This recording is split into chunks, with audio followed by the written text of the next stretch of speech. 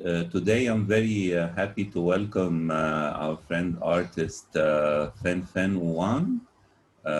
She's speaking to us from the UK, and we were very happy last month in publishing her interview on the website. Good morning, Fenfen.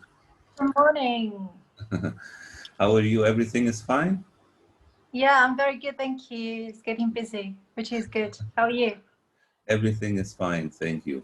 Well, we published your interview last month, and you talked about your studies, your family. How did you make it, in China and outside of China, working in international productions? And I want to ask you if you had any projects that affected this year when we start to hear about the COVID around the world. Yeah, I think, a lot of projects have been affected. I think it's been very challenging time for everyone probably around the world. And the arts, in the arts industry, it's very challenging as well.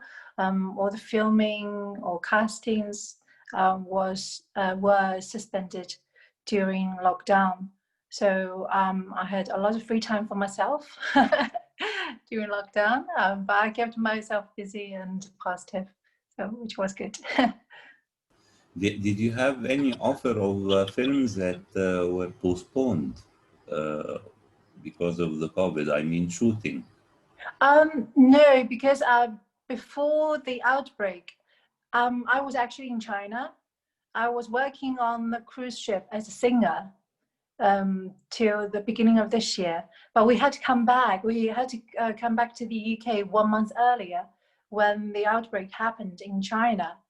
So so I was away for nearly half a year on the ship. So I didn't have any offers for films or TV when I was away. So when I came back, I was hoping to start audition or casting again. Then pandemic happened. So the UK was included in this as well, unfortunately. Yeah.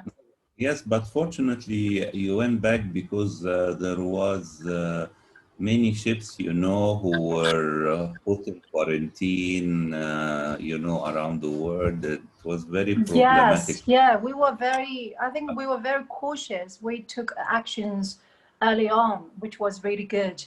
So we had 0 cases on our ship, which was really good. You've been telling me that during the lockdown, you started to do some online teaching or classes? I was learning dancing, Yes. and I was doing acting workshops online during lockdown. Yeah, just kept myself going and not let this situation affect me. And right now is the situation is a little bit better. I mean, you start to get some calls about new projects maybe for next year. So the castings have started again here.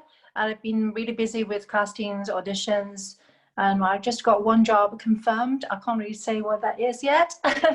And also I auditioned for a couple of films. I'm just waiting for the results for that, so fingers crossed for that. Yeah, I wish next year it will be better, of course, for all the projects. But I want to ask you about 2 films here appearing in your filmography. You work in one American film. It's a very famous film. Now You See Me Too. Yes, I was part of that. Yeah, I was very lucky. Yes, and also in another big Asian production, Operation Red Sea. Yes. I want to ask you how can you describe the sets in such big production, and the difference is how does it work, behind the scene for you as an actress and performer? Those 2 productions are very different because very different team to work with, like for Now See Me Too. It was a Hollywood production. And so the part I played was quite a small part. I was in London for 1 week. So behind scenes, a lot of people think like filming, oh, it must be really glamorous, but actually you have to wait around for a long time. So a lot of times, maybe for one scene, for a very short scene, you may have to wait for a couple of hours, then be on set for half an hour. So a lot of waiting around. And yeah, but it was amazing. It was really amazing experience for me because I had the opportunity to meet A-list from this industry. So yeah, I was very fortunate to be part of this film. And for Operation Red Sea, the main production team was from China and Hong Kong, and but it was very, very international as well. We had special effect makeup team from UK and from Germany, America, Malaysia. So it's very, very international production team. And the part I played in this film was bigger part, was one of the main characters. So I was in Morocco for 2 months filming. That was unbelievable experience for me. And we were quite close to the desert. It was really good chance for me to immerse into the local culture and learn about the Moroccan culture, and also being part of this big production and fantastic production.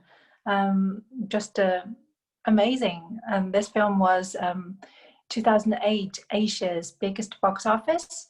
So it's kind of like it made history in Chinese film industry. So yeah. You know, in addition to Japanese and Chinese film, I can see also a lot of activities right now in South Korean cinema. You know, it's become a very I don't want to say competitor, but right now it has generated a lot of interest. Yeah, I mean, action, horror, very good drama, very good comedies right now. So Asian cinema is becoming bigger and bigger in the upcoming period. And I want to ask you, you know, because you sing and you dance and you act, and you know, this period of the lockdown was very challenging for people to keep their shape. You know? Yeah, you can't really do much about it. But tell me yourself, and also you were telling me you were in a boat performing, you know, so not a lot of movement maybe, but yourself as a performer that you want to be in shape all the time. What is your best tip, you know, for women and men, you know, to keep their shape good? Okay, okay, I'm not really expert in this, but just I just speak from my own experience. So normally, when everything is normal, like when now things open, I go to the gym very often. I try to go to the gym every day, and I do running on treadmill for 1,000 calories each time. So that takes me normally just over an hour. I know it can be quite boring. So what I do, I normally watch watch Netflix or film while I'm running. So just like make the running more fun. Yes, and also dancing as well. I'm doing sports. I play tennis. I ski, do horse riding. Yeah, so just I think any activities you are interested is always good for your fitness, no matter what you do. And also what you eat. If you really want to be on diet, my regime is, so whenever I've got audition or filming coming up, I really need to watch what I eat, because I am a big foodie, so I love food. Normally I eat a lot, but when I have to watch my weight, I after 6 or 7 o'clock in the evening, don't eat anything, or even not even drink fruit juice. Just drink water. That's all you can do. after 6 or 7. Yeah. You know, this tip about Netflix film is very nice because most people like to hear music while doing sports, but it's a very nice tip. Yeah, yeah. Mm. Yes, Fenfen, I want to thank you very, very much for this quick interview, Oh, and thank you so much for having me. I wish you all the best next year. You know, and I want you to be careful if you do any of your stunts because you dance and you ride horses and everything. Try to be careful if you Yes, I do. will. I know. Yeah, horse riding or ski are not the safest sports in the world. Yeah, Yeah. but thank you so much. Mm. And next year, I hope we connect to speak about your new projects and films. And I wish you a very very good day. Oh, thank you so much. I would love to talk more about my projects next year. Yeah. Mhm. Okay, Thank you fine. so much for having me. Have a good Thank day you. too. Take care. Bye-bye. Bye. Bye. Bye.